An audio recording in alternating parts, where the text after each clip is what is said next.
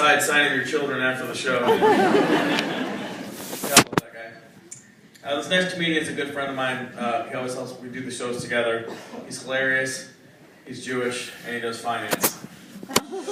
Shocking. Give it up for my buddy Rob Spector!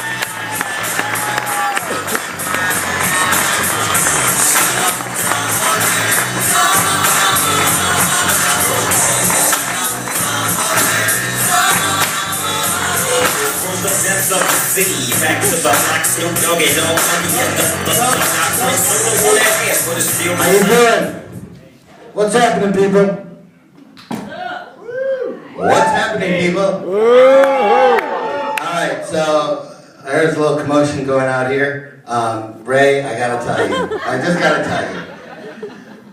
Those comedians, hello? Wanna hit the speaker on that? I just gotta tell you, those comedians that were before me, plus me, we're all the sober ones. Nice. Okay, so we're a great message of sobriety. Come here, fuck you. You know, come on, who wants to go to AA? Yeah.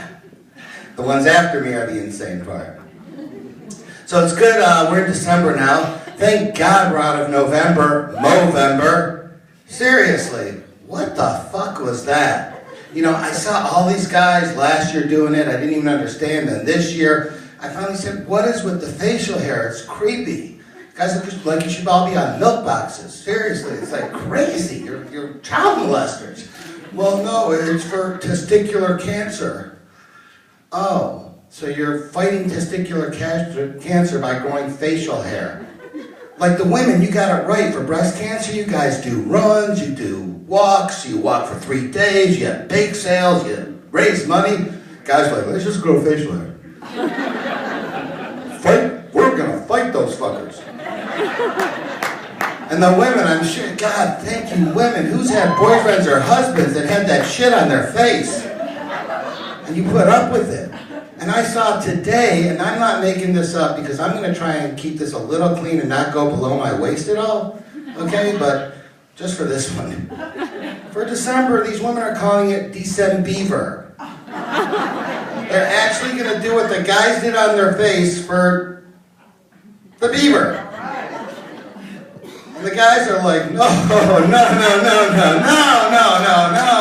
What the fuck are you fighting?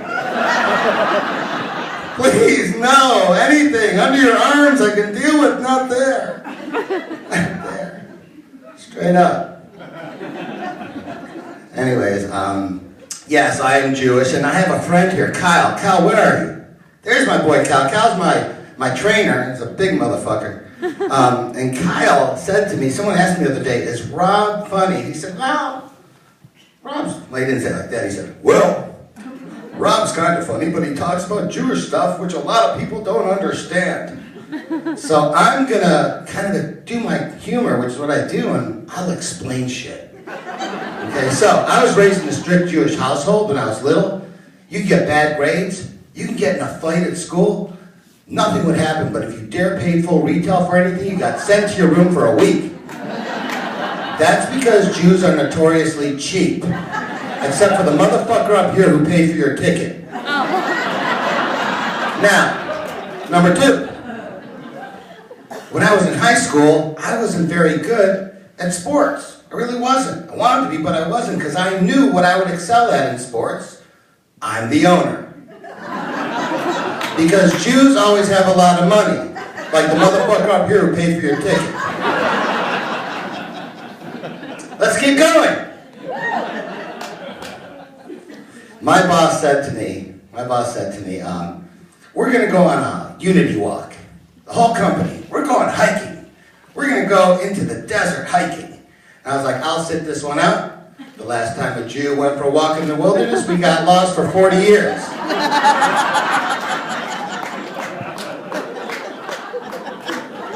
Moses, he walked.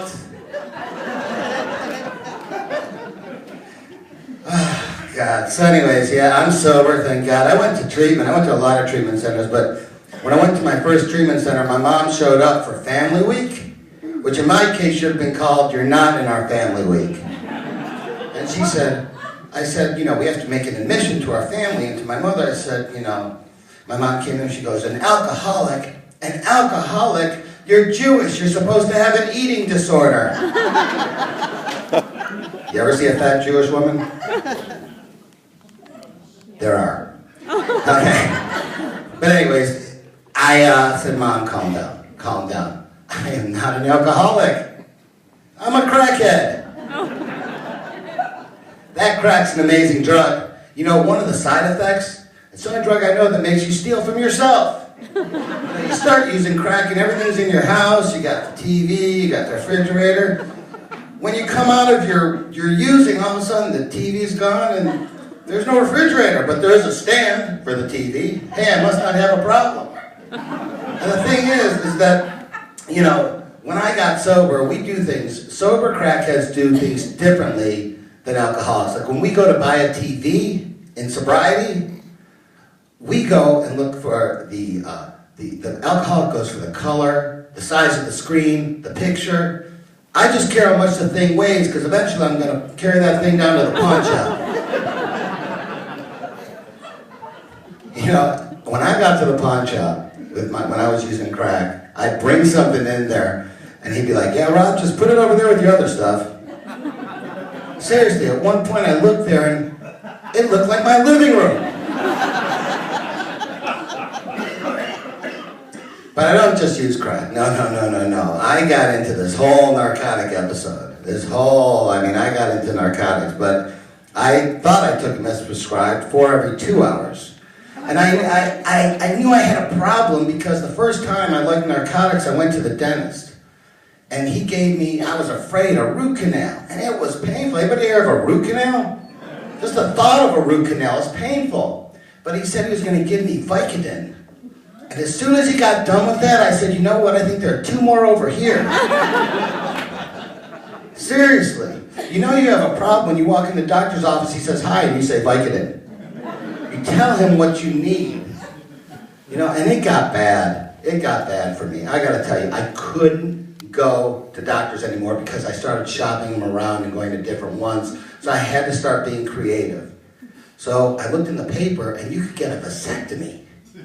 A vasectomy, which is pretty fucking painful. And get pain pills. So I went to the guy and he said, listen, we'll give you a vasectomy. I'm like 42 years old. I'm like, I haven't had kids, but whatever. So I went and got the vasectomy. And then he told me he could reverse it.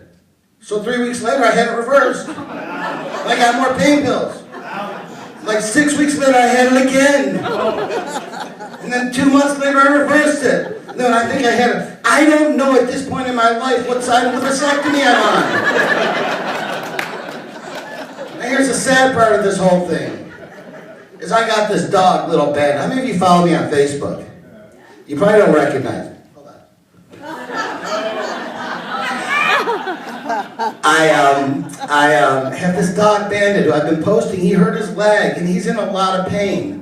And I gotta take him to the vet. He's hobbling around. I love this little guy. But I'm thinking, damn, I still wish I was using pills because I would give this little guy a Vicodin.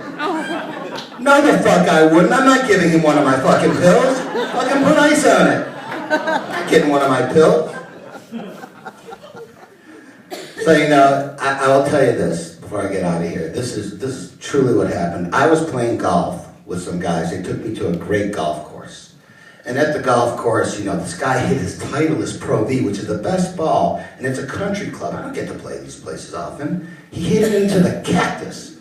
And I'm like, Donnie, I'll go find your ball. He goes, you don't have to. I go, no, I'll go find your ball. I walked into the cactus, and bam, something got on my leg. I thought it was a snake. It was a fucking choya. Ow. The first thought was, ow. The second thought was Vicodin. That quick, but I'm sober at this point. So I come out of there, and he goes, what's wrong? I got needles coming out of my leg, and it's bleeding. And they pull these things out one at a time. And it's killing me. And I hobble up to the next tee, and they're like, dude, are you okay? I go, yeah, I'll be okay. They go, why don't you take a Vicodin? And I didn't want to go through everything I just told you. So I just cut to the chase. I said, I'll steal your car.